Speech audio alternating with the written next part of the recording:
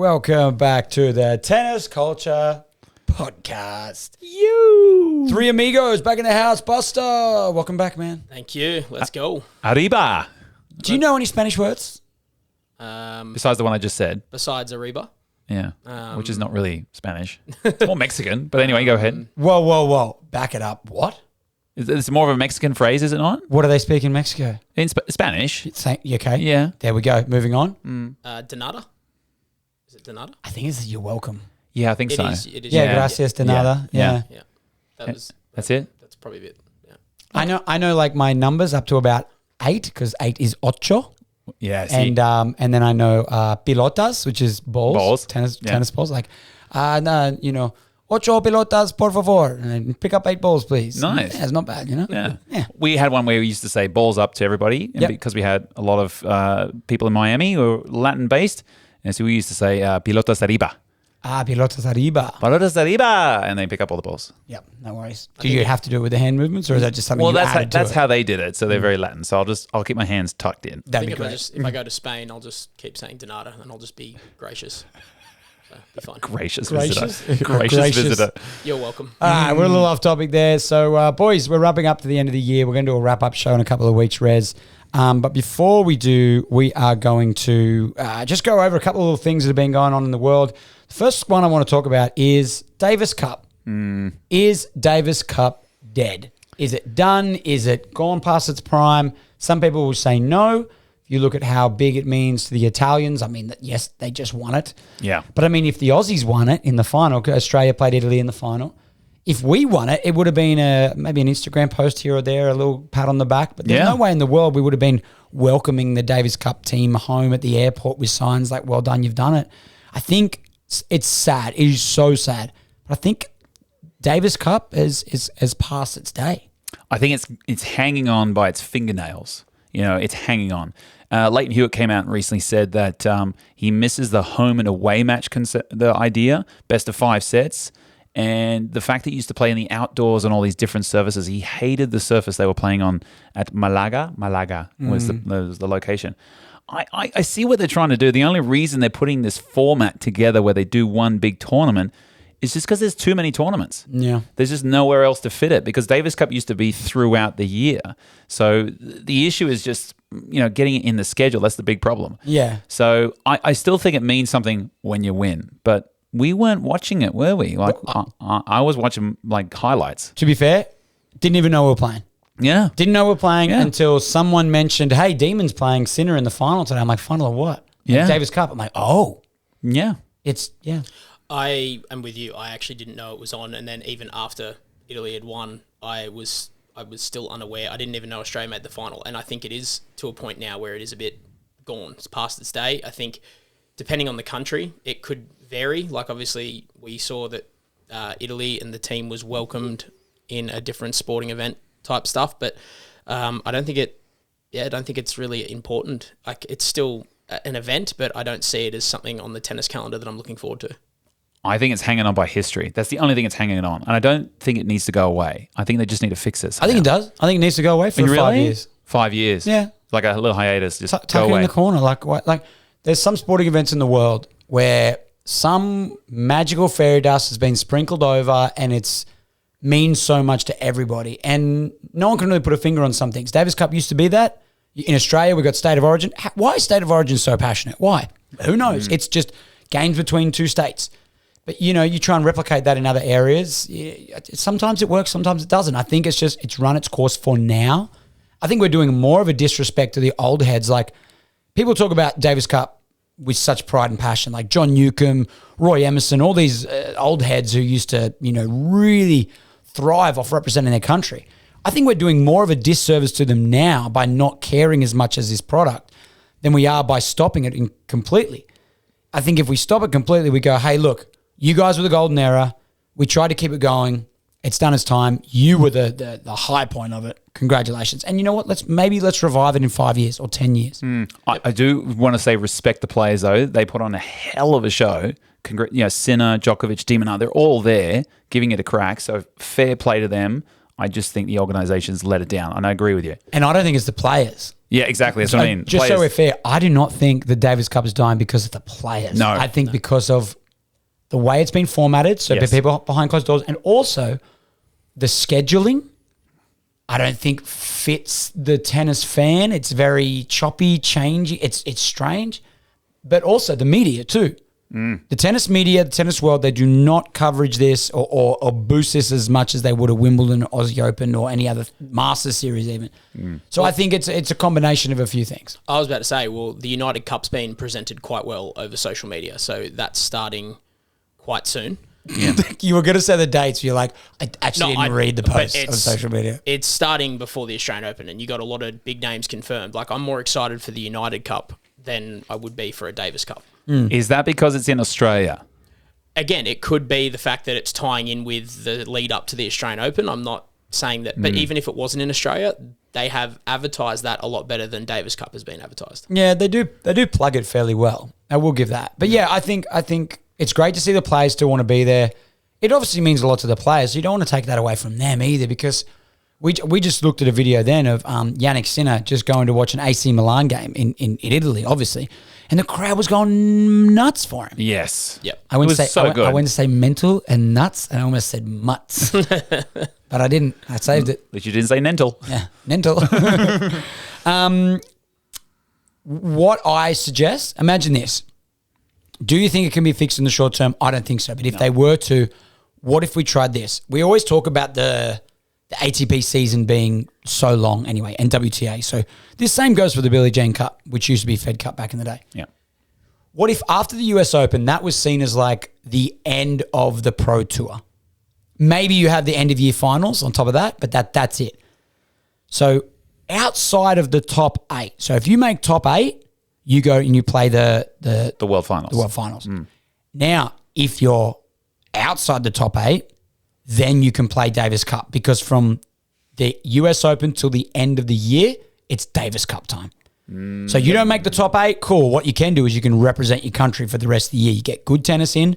All points go towards ATP and WTA rankings. Maybe we have bigger squads. So instead of just like 2 or 3 players representing your team, like Novak played singles and doubles, so, okay, Novak doesn't play for Serbia. Then you got other blokes who are sitting at 30, 40, 50, 60 in the world who get to represent their country, maybe get some extra points because Novak's not there. Yep. I don't know. And then that occupies the last month of the year. Or it's run at the same time as the ATP and WTA finals. I don't know. Obviously, I haven't thought about this much, but there's got to be something. I think it's good that the players played it. Like, I want to see Djokovic represent Serbia and play against Stan Wawrinka and Sinner and Carlos for Spain, and I want to see those guys in this thing. I think the format was good in the past. They just overcrowded. They got to take away some ATP points. They got to take away some ATP tournaments. Create some gaps throughout the year like they kind of used to. But then we kind of contradict ourselves then, because we talk about there not being enough opportunity for those players who are fighting around that 200, 300 in the world. We'll give them to the get chance. opportunities. So if you've got Carlos and say 4 Spaniards, okay, going to play a Davis Cup tie and in wherever they're supposed to be playing, right? That means whatever tournament's going on at that same time, more opportunities for the underranked players to go in I there. think that kind of stuff is happening, and then the players are choosing to go represent themselves in these ATP tournaments instead Yeah, of Davis Cup. exactly. So something's got to be done with the Davis Cup to make them, not make them play. The value's not there. That's a great way to wrap things up. I don't believe the value is there like it used to be, and it's really sad to see, and I'd love to see it back. Yeah. All right, let's move on. Okay, we got on a bit of a rant there. We could go on forever about Wow. that. Yeah. Okay, a coaching question was sent through about basket drills versus live ball drills. So for those of you listening at home who don't know the difference between a basket drill and a live ball drill, you might do a tennis coaching session where a coach literally just feeds balls out of the basket. So they're very stationary. They just feed balls with their racket or their hand toss feed, and you're just practicing the one shot over and over again. Then you've got the live ball drills where they feed the ball in and you would rally out points with them in more of a realistic scenario. And this one person wrote in because he sent a video of another coach. And I won't name the coach, but this coach was slamming basket fed drills, saying that there's no place for him. It's not necessary whatsoever. I don't agree with that. But I just want to get your takes on maybe what the split you believe should be and what that depends on. Rez? Sorry, Buzzer. You go I like how you just pointed at us like, I don't want to answer yet. I believe I don't believe that they need to like not be around. I think that there is a place for them. I think the biggest You're thing, talking about basket drills, sorry. basket drills, yep. And I think that I would look at it as a 70-30 split. As in 70 to live ball? 70 to the live ball and 30 to the basket. Yeah, I don't mind that. Now, you got to also take into consideration the level of the player that you're dealing with. Of course. However, I think basket drills do definitely have their place. However, you just have to be aware of the situation, and it also depends on what you're working on. But I would have it as a 70-30 split. Yeah, I'd agree. Rez? I reckon Buster's right. It all depends on who you're coaching. True. I don't think it's fair to say you should not do this, you should not do that. You don't know who you're coaching. So Tennis Australia has their thing where you have no line. So the old school line up, have your 6 balls and then go back of the line. That's kind of slowly going away, but I still think it has value. If you're coaching somebody who can't hit a ball, Pause. Sorry, I'll pause you on the line thing because we do this a lot. Lines work yes, if you have multiple and you know how to work a line. correct. It provides a level of structure, and as long as you have the energy and the know-how on how to run lines, you can do it. You can also muck it up big time. Absolutely. But if you know how to do it right, it's totally acceptable in my opinion. Sorry, continue. I 100% agree. So that's why we work together. So, yeah, it depends on who you're coaching. So someone who doesn't know how to play, you've got to do some ball feeding and help them with some technique and stuff like that. So the 70-30 split's great. I think it just also depends on who you're coaching. And whoever probably sent that video, again, assumption, I reckon they're high performance. The higher performance you go, the less ball feeding you do. Yeah, of course. And you do look at those drills, you get clips of Tsitsipas or Novak or anyone training. They're usually just hitting with another pro. Usually. But then you see Swiatek, though. every now and then they do a ball fed drill. Like there's always a place for it. Exactly. Always a place for it. So Always a place. I don't mind busters. I would say I roughly use, like my private lessons, the way I structure my private lessons, we have a little warm up. We go into live ball rallying. I get them nice and loose. If I know what I'm going to work on with them early, I might start with something live ball. Say I want to work on your slice. Yes. We'll warm up for 10 minutes. And then I'm like, hey, let's play a few points. And you have to slice your first backhand to me. Let's play some points. So I let him really guide into it first. I'm like, okay, what we're going to do is we're going to now break it down. We're going to take a step back. I noticed your slice was coming down a little sharp. We're going to do about 20, 30, 40 balls just out of the basket, get that feel, give you a few touch points, a few key points to work on. Once they start nailing it, I move back. I feed from the baseline. So then it's like another level of realisticness. That makes sense? And then I go back into live ball. And if they struggle, I bring it back in again. And that's what coaching is. It's about adapting. So there's a place for it, guys.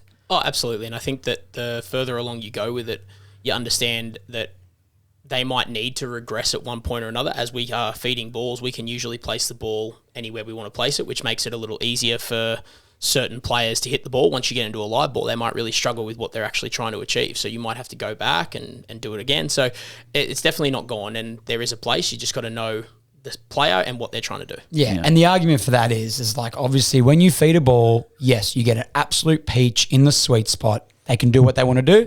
So the argument is, well, it's not realistic. Well, then that's why we mix it up. And that's why we're saying 70-30. So whoever said that, go burn your mouth on toast or something. I don't know. I was trying to think of something PG. Yeah, PG, but intense. Yeah, probably on soup. Go burn your mouth on some soup, you little By the way, are you a free Friday for a slice backhand lesson? Because I need some help.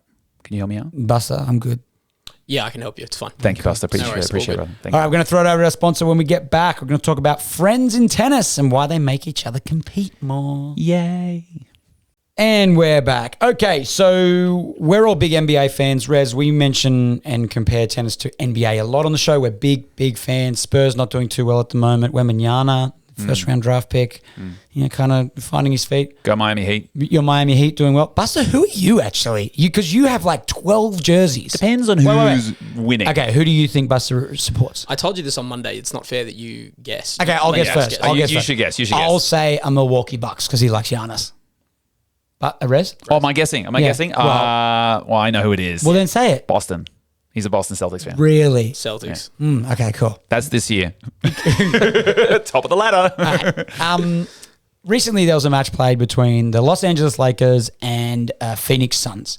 And for those of you who don't know basketball, there's two gentlemen, one called LeBron James, you've probably heard of, and another one called Kevin Durant. If you haven't heard of him, you're probably not in the right circles, but he is probably the second best player in the NBA right now. Incredibly top player. Top They're five the top at two least. players in the world at the moment, maybe outside of Steph Curry as well. But anyway, they played each other for the first, or recently. and they haven't played each other very often in the last 5 years. And when they're playing, there was some photographs shot during the match of them mid-game laughing, giggling, having a few jokes, inside jokes within the plays, like within the stoppages of the plays. And the Twitter world, the X world, is it X now? What is Elon called Twitter? I'm not sure.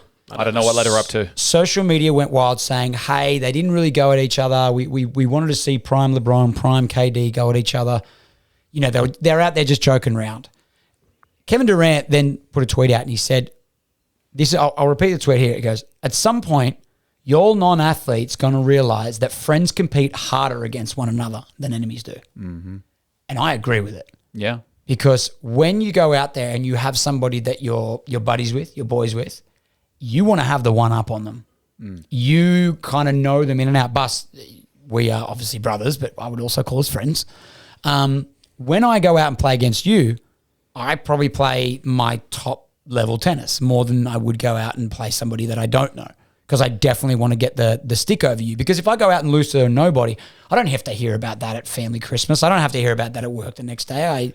I don't. But when I go out and play Buster or somebody that I know, like if I play you, Rez, I'm going to want to win really, really bad. I just want to get your thoughts, because there are some friends in that top tier group now. More so on the ATP side, you see a lot of buddies like Medvedev, Rublev are quite close. On the WTA, there's not as many friends. No, Maybe Pegula and Goff. Pegula and Goff, really close. But thoughts on friends going harder against each other than maybe enemies do? I think they're all professionals and they know every competition for them is important, whether they hate, love, but I think there's respect always there. You respect someone obviously you care about more, so I think the intensity is higher maybe, but yeah. I don't think it drops for us, because we're just amateurs, you know, we semi-professional kind of players. That's fair enough, but I think that LeBron and Kevin's acts in their game was a great example of how you should be competing. And I challenge the guy who put the tweet out there, how did they play and who won? And how did it end? And you know what? I would also say it's a great example of being able to separate the game from personal feelings too. Yeah. Because you got some guys in there like Draymond Green, or like even in any sport, who can't separate the personal from the professional, and they go in there and like Tom Brady, again, NFL, we're talking about American sports here. He came out and he said he didn't have many friends on the other teams because he wanted to create a hatred in the other person. He goes, if I was friends with you, I couldn't compete against you. So on the flip side of that, one of the greatest NFL players of all time says the opposite. I agree more with the LeBron and Kevin Durant side. I think you go harder against friends. Bus, your thoughts? I think you could relate it back to a lot of different examples. Federer and Nadal is probably my favourite one. They went hard. They went hard at each other almost more than anyone. Some would call them each other's greatest rival. But off the court, they were buddies. There's a Roger Federer suite at the Rafa Nadal Academy. Did you know that? That's so good. Yeah, it's so cool. So I think, and you go back to myself and Nelson, or myself and Rez, I have played a lot of matches and I've lost to a lot of people that I don't know, and I've played one match against you, Rez, which I consistently go back to and that was 5-6 years ago. But it still burns me. You blew that. You had a chance. I did blow that. But it still burns that I lost that match being in a position to win it. You know what kills me? You played him once and lost to him close. I played him once, freaking 100 years ago. I lost to him 7-6, 7-6. I don't think anyone lost serve. No, it was just no one lost serve. No. Hold serve. Boring breaker. Yeah. Well done, Rez. Thank you. That's, and that's still sticking with me. Like it burns every night. Let it burn. I would agree more to the side of LeBron and KD. Cool. I was about to say something really cool about playing against your friends then, but I had nothing. So we're going to move on to the last one. So a little question. I've seen this one going around social media for a little while. We're going to do this question, then we're going to follow it up with a tennis version of it, is would you rather, now, boys, would you rather go to prison for 1 year, or would you rather go to prison with a Rubik's Cube all messed up and then you get to leave when the Rubik's Cube is done? Now, I know what I'm picking. I'm just copping a year. I'll just take it. 1 year, cool. See you this time next year, guys. Leave me to it. I'll catch you later. Buster? I'm taking a year because there is no way that I'm completing that Rubik's Cube because of how complicated they are. Like, I'm taking a year and I'm walking. I agree. That's it. I'll take the Rubik's Cube. You are an idiot. We talked about this off camera. Why? Yeah. Well, I just think I could figure it out. You could can't. figure out one side. Like you've got to have that much knowledge to get past You the have one to side. study it, Rez. They're a combination. It's a mathematical equation. Yeah. I You reckon need if to if I spend 3 hours on it a day, I reckon I get it. I reckon you I don't. reckon I reckon it'd take me a while, but I reckon I I'd reckon get you're it in a nowhere month, near 2 it. I months. reckon you maybe have like one side done maybe, and then it would go back to something else. You know, it's like guessing like a combination to a safe that's got 6 numbers. It's Yep. like how many possibilities there are of that. I don't know. I really wish I did my research here, but there's lots of numbers. There's so many Now you've got possibilities. 6 on each side. On There's six 6 sides. sides. And That's there's- 36 and there's 9 numbers. squares per side. 9? 9 squares. Oh, I went 9. 6. Yeah. Hang on. There's 9 times 6. Hang on, let me do the trick. 54. 54 squares you got to line up. What was the trick? Oh, you don't know that with your hands? No? Okay, so put your hands out. For those of you who do this Okay. at home, this is you guys never know this I one? don't know this one. Okay, I'm nines, excited. nines times tables. I can't believe you don't know this. Okay, Oh, it only you works for nines. You only works for nines. You put your hands out. Yeah. Now, if you go 9 times, let's just say 9 times 4. Now, going from left to right, Okay. put your 4th finger down, which should be your left index finger. Okay. So, what was the number on the left of that? 3. 3. What's the number on the right of it? 6. 36. Okay. Yep. Okay. Now, 8. So 8. 72.